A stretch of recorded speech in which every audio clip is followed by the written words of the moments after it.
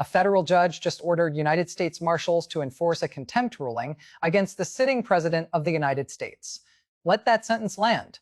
Not a warning, not a stern letter, not another strongly worded motion lost in a pile of paperwork, an order, signed, filed, official, dated this morning. And here's what should be scaring you more than any cable news anchor's hot take. This is real. This is documented, and almost nobody is explaining what it actually means for you, for this country, and for every president who will ever sit in that office after Donald Trump. This is the contempt ruling against a sitting president, and we are in uncharted constitutional waters right now. I've pulled the documents, I've read the transcripts. I'm going to tell you exactly what happened, who said what, under oath, and why the next 72 hours could define the balance of power in this country for generations. Stay with me, because this one matters. If this channel has ever given you something worth knowing, something the mainstream narrative buried or botched, now is the time to hit subscribe and turn on notifications. Because I'm going to be covering every development in this case as it breaks, including tomorrow's appeals court ruling and Monday's hearing. Don't miss it. Subscribe right now, and let's get into this. Here's what the documents show, and I'm not asking you to take my word for it. Case number 26CV3847, United States District Court, Southern District of New York. The contempt order was filed at 9:47 in the morning. Judge Katherine Forest's 8-9-page ruling lays it out with a precision that is almost clinical in how damning it is. Between August 17th and August 19th of this year, Donald Trump, the sitting president of the United States, violated a lawful gag order not once, not twice, but on 6 separate documented occasions. 6. And every single one of them is timestamped, screenshotted, and archived in those court filings. This is an allegation. This is evidence entered into the official record of a federal court. Walk through the timeline with me, because the pattern here is not accidental. It's almost defiant. Monday afternoon, 2:17 p.m., Trump makes a verbal statement to members of the press outside the courthouse. Direct violation of the gag order. He called the plaintiffs corrupt hedge fund managers running a lawfare campaign. Clear, documented violation. 1. That same evening, 8:34 p.m., a social media post goes up calling plaintiffs corrupt. Losers, violation 2. Then 11:23 p.m., another post, this one attacking the judge's, quote, bias. Violation 3. And he's not even slowing down. Tuesday morning, 6:12 a.m., before Pam Bondi even takes the stand. Another post violation, CAR, Tuesday evening, 7:48 p.m., after testimony wraps. Another post violation, CAR, and then, and this is the one that sealed it, Wednesday morning, 10:15 a.m. During the contempt hearing itself, Trump fires off another post. His own lawyers didn't know. They were standing in a courtroom defending him.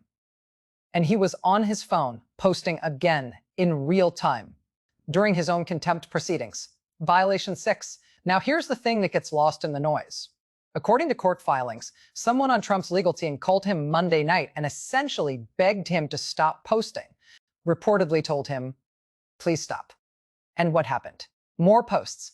That is not carelessness. That is not a communications mishap. That is a man who looked directly at a court order, looked at his own legal team's warnings, and decided none of it applied to him. The judge saw exactly that pattern, and she responded accordingly. Now let's talk about Pam Bondi, because this is where the story gets genuinely extraordinary, and it's the part most commentators are glossing over.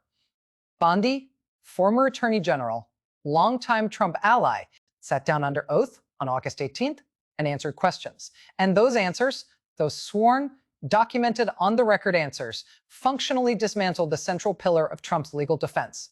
That defense was this. Trump believed all financial disclosures were made properly, in good faith, relying on legal counsel. And in plain terms, the defense was, my lawyers told me it was fine. That's a well-established legal argument. Reliance on counsel is real. Courts respect it when it holds up. Bondi's testimony made sure it didn't hold up. What did she say? Under oath. Bondi testified that she specifically flagged questions around financial disclosures as, quote, open legal issues requiring additional review. Read that again. Trump's own former attorney general, his ally, his appointee, someone with every reason in the world to protect him, sat in that witness chair and told the court that the disclosure questions were not resolved. They were open, they were uncertain. They required more review, and that testimony appears in Judge Forest's contempt ruling not once, not twice, but 8 separate times across page 71 through page 73. 8 times. The judge quotes Bondi's sworn testimony specifically to undercut Trump's defense. Here's the legal logic you need to understand, because it matters. If Trump truly relied on his lawyer's advice that everything was fine, that all disclosures were proper, then the good faith defense has teeth. Courts are generally reluctant to punish people for doing what their attorneys told them was legal. But if Bondi just told a federal court that the legal questions were, in her own words, open and unresolved, then the story changes completely. You cannot claim you were told it was fine when your own attorney general is telling the court it was uncertain. You cannot claim good faith reliance when the very person you supposedly relied on is testifying that no one gave you a green light. Bondi didn't intend to destroy Trump's case. She answered questions under oath, but the effect of those answers was devastating. The judge writes on page 73 of the ruling that Bondi's testimony directly contradicts defendants' assertion that all disclosures were made in good faith reliance on legal advice. The betrayal here isn't personal, it's evidentiary. Now let me take you inside Wednesday's contempt hearing, because what happened in that courtroom is something out of a legal thriller, except it's real. It's in the transcript, and it tells you everything you need to know about why Judge Forest authorized US Marshal enforcement. Trump is not physically present. His attorneys are representing him. And Judge Forest asks a question that should have been simple. She asks, point blank, can counsel guarantee that the defendant will comply with future court orders? Simple question, direct question, and the kind of question any judge has the right to ask when a defendant has already violated. Court orders 6 times in 72 hours. Trump's attorney pauses. The transcript shows 11 seconds of silence before the response comes. 11 seconds. And the response, when it finally comes, is this. Your Honor, we strongly advise our client on all legal obligations. That's not an answer. That's a dodge. And Judge Forest doesn't let it go. She says, that's not what I asked. Can you guarantee compliance? And the attorney responds, and this is in the official transcript of a federal contempt proceeding, we cannot control our client's communications. Your Honor, read that. A sitting president's own legal team in open court is telling a federal judge they cannot control what their client says. The room reportedly goes quiet. Then the judge asks again. She wants to know whether Trump will attend the following. Monday's scheduled hearing. The attorney says he will convey the court's expectations. She asks for a yes or no. The attorney says he cannot guarantee attendance. That exchange, 17 minutes of it was happening live in a federal courtroom. And while it was happening, Trump was on his phone posting again his 5th violation during his own contempt hearing. One of the associate counsel in the courtroom checked their phone mid-hearing. They reportedly went pale. The attorney asked for a brief recess. The judge denied it. She'd already seen the post. Someone had shown it to her in real time. And according to the ruling, that moment Trump posting during his own contempt proceedings is precisely when Judge Forest decided the enforcement mechanism would need to be extraordinary. And Thursday morning, she delivered it. US Marshals authorized. Not requested, authorized. Now we need to talk about the constitutional question because it is real, it is serious, and anyone telling you this is simple, is lying to you, regardless of which side they're on. Trump's legal team argued at the Wednesday hearing that he has, quote, absolute immunity from civil contempt as a sitting president. That is a bold argument, and Judge Forest rejected it. She cited Clinton versus Jones, the 1990-97 Supreme Court, ruling that established a sitting president can be subject to civil proceedings for conduct unrelated to official duties. The judge's position is that civil contempt enforcement falls within that precedent. But here's where it gets genuinely complicated. Clinton versus Jones never explicitly addressed contempt enforcement. It established that civil cases can proceed against a sitting president. It did not specifically address whether a federal judge can send law enforcement officers to compel a sitting president's compliance. That gap in the law is real. Legal scholars across the political spectrum are acknowledging it. A former U.S. attorney for the Southern District of New York, 23 years of experience, said this ruling raises profound separation of powers questions without clear precedent. A constitutional law professor at Yale said using federal marshals to compel presidential compliance invites constitutional crisis. Even legal experts who have testified against Trump in other proceedings are admitting that the Marshals authorization is in territory the Supreme Court has never clearly addressed. Former Solicitor General Paul Clement said, regardless of Trump's conduct, judicial authority to compel a president through marshals is, quote, constitutionally dubious. And here's the hard thing. He's not entirely wrong. This is uncharted. The immunity question is genuine. Presidential immunity is a real legal doctrine. The question of whether it extends to civil contempt enforcement has never been definitively resolved by the Supreme Court. That's the gap, and we are living inside it right now. But here's the other side, and it's equally serious. Former Chief Judge of the DC Circuit put it plainly. If courts cannot enforce orders against presidents, the rule of law becomes optional for the executive branch. And that is not a small problem. That is the foundation of the entire constitutional system starting to crack. 43 constitutional law professors have already signed a letter to Chief Justice Roberts asking the Supreme Court clarify the scope of presidential immunity because both arguments have weight, and the country cannot survive in permanent uncertainty about whether the president is above the law or not. Before we go any further, if this breakdown is giving you context you're not getting anywhere else, do something about it right now.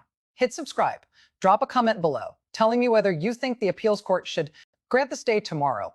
I read every comment, and share this with someone who deserves to understand what's actually happening, not just what the headline says.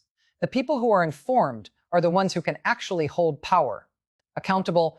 Let's keep building that community. Subscribe now. Now let's talk about what this means for you. Not Trump, not the judge, not the constitutional law professors, you. The person paying taxes, watching their retirement account, trying to figure out whether to trust any of this. Markets dropped 340 points on the news of this ruling. That's not abstract. That's your 401k. That's uncertainty being priced into the economy in real time. Constitutional crises have market consequences. When the executive and judicial branches of the federal government are in direct, unresolved conflict over the fundamental question of who has authority over whom, investors get nervous. Businesses slow hiring decisions, economic confidence wavers. And you feel it? Whether you voted for Trump or despise him, whether you think the judge is right or overstepped, the instability hits your wallet the same way. There's also the precedent question. And this one goes way beyond Trump. Whatever this court decides, whatever the appeals court decides, whatever the Supreme Court decides, that decision becomes the rule for every president who comes after. Think about that carefully. If you believe this enforcement is appropriate because Trump violated clear court orders 6 times, that's understandable. But you need to ask yourself, would you be comfortable with that same enforcement power being used against a president you support? Against a president whose politics align with yours? Whose decisions you agree with? If a judge you believe is politically motivated issues a gag order and a president you support violates it, does the same enforcement mechanism apply? The answer, if we're honest, has to be yes. That's what the rule of law means.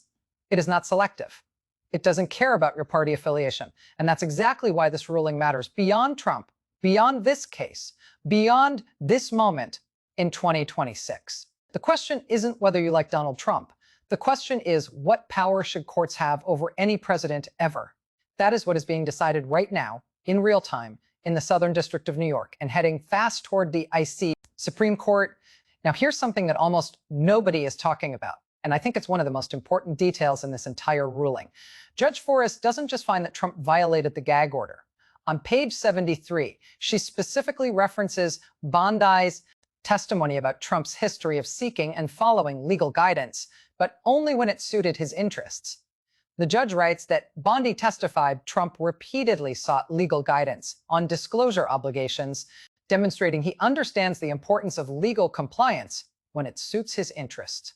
Translation in plain English, you know how to follow the rules. You've done it before. You're choosing not to. That's a finding of calculated, selective compliance. And that distinction matters enormously in a contempt proceeding because it goes directly to willfulness. This wasn't confusion. This wasn't miscommunication between Trump and his team. This was a man who understood what the court required, understood how to comply with legal obligations when he wanted to, and chose not to comply because he decided he was above it. The judge found that it's in the ruling. And that finding is what drove the decision to authorize enforcement through US Marshals rather than relying solely on fines. Speaking of fines, $2.3 million in immediate sanctions, plus $50,000 per day for every continued violation going forward. For most Americans, those numbers are staggering. For a former and current president with access to enormous fundraising, infrastructure, they may not be sufficient deterrent. The judge appears to have recognized that, which is why the Marshals authorization exists not as a punitive measure in the criminal sense. This is civil contempt, not an arrest, but as a compliance mechanism. The legal distinction matters. Civil contempt is about compelling someone to do what a court ordered them to do. It's not punishment for a crime. It's enforcement of a civil obligation. But for a sitting president, the enforcement of that civil obligation through federal law enforcement is, as multiple legal experts confirm, without precedent in the modern era. And the complications don't stop there. If Trump doesn't appear Monday and the Marshals move to compel his presence, what happens when they encounter the Secret Service? These are two federal agencies operating under different chains of command, potentially with conflicting directives, in a situation no protocol was ever written to address. Nobody has answered that question publicly. The court hasn't addressed it. The White House hasn't addressed it. And frankly, it's the kind of scenario that keeps constitutional law scholars up at night. Now let's get to where things stand right now. In the hours since that ruling was handed down, because this situation is not cooling, it is accelerating.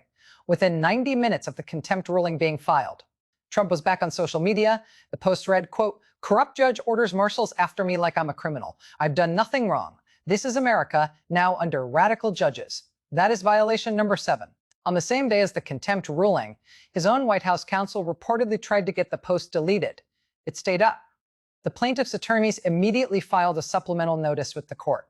The filing states that defendant continues contemptuous conduct even after this court's ruling, demonstrating the necessity of enforcement mechanisms. They are now using his 7th violation as evidence in support of the very enforcement order he's trying to appeal. Trump's legal team held a press conference Thursday afternoon. Constitutional attorney Alina Habba stepped to the microphone and said, "We will appeal this unconstitutional order. No judge has the authority to send federal agents after a sitting president." And here's where I have to be honest with you.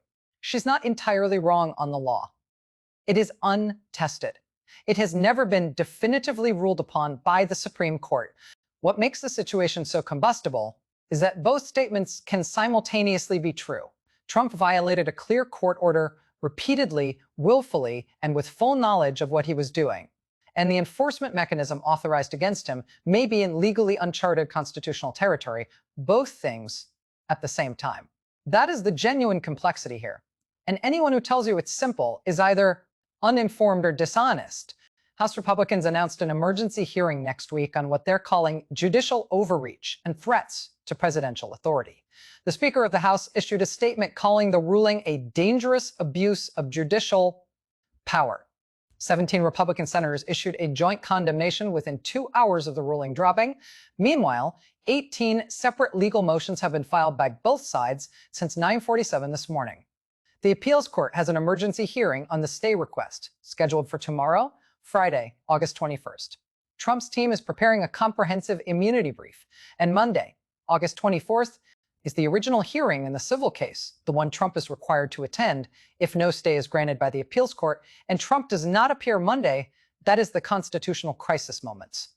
That is when the Marshals authorization could actually be exercised. That is the line we are walking toward in real time. The Supreme Court looms over all of this.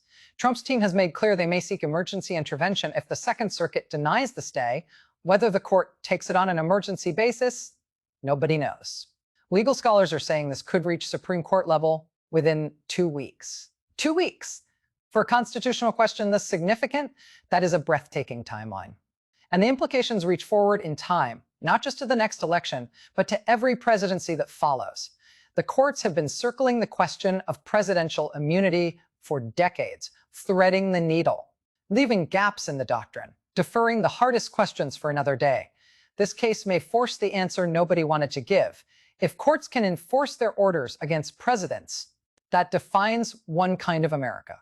If they cannot, that defines a very different one. So we are right now in the process of finding out which country we actually live in. Here's where I leave you. And I want you to sit with this. The documents are public. The contempt order Bondi's transcript, the 6, now 7 social media posts, the court filings, the timeline, all of it is accessible. You don't have to take my word for it. You don't have to take anyone's word for it. Read it, cross-reference it. Because an informed public is the only real check on power that has ever actually worked in this country. Not politicians, not media personalities, not institutions that protect themselves first and truth second. The person watching this, the person who takes 15 minutes to understand what actually happened instead of just absorbing a hot take and moving on. What happened here is this. A sitting president violated a federal court's gag order 6 times in 72 hours. His own former attorney general testified under oath in ways that dismantled his central legal defense. A federal judge found his violations willful, deliberate, and calculated. She sanctioned him $2.3 million and authorized US Marshals to ensure his compliance with future court orders. He responded by posting again 7 violations and counting. And now we are hours away from an appeals court ruling, days away from a hearing he may or may not attend, and potentially weeks away from a Supreme Court emergency intervention on the most consequential presidential immunity question in modern American history. This is not entertainment. This is not a political sporting event.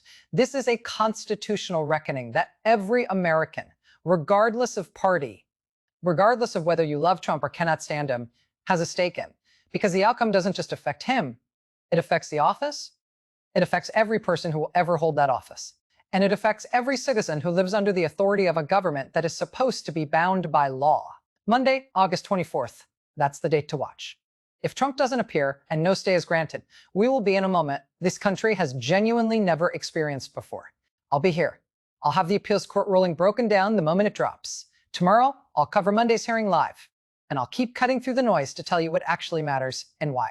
If that's the kind of journalism you believe in, real, documented, no-spin accountability, then subscribe right now, hit the bell, and share this with someone who needs to understand what's at stake. The story isn't over. It's accelerating. And the next 72 hours are going to tell us a great deal about what kind of country we still are.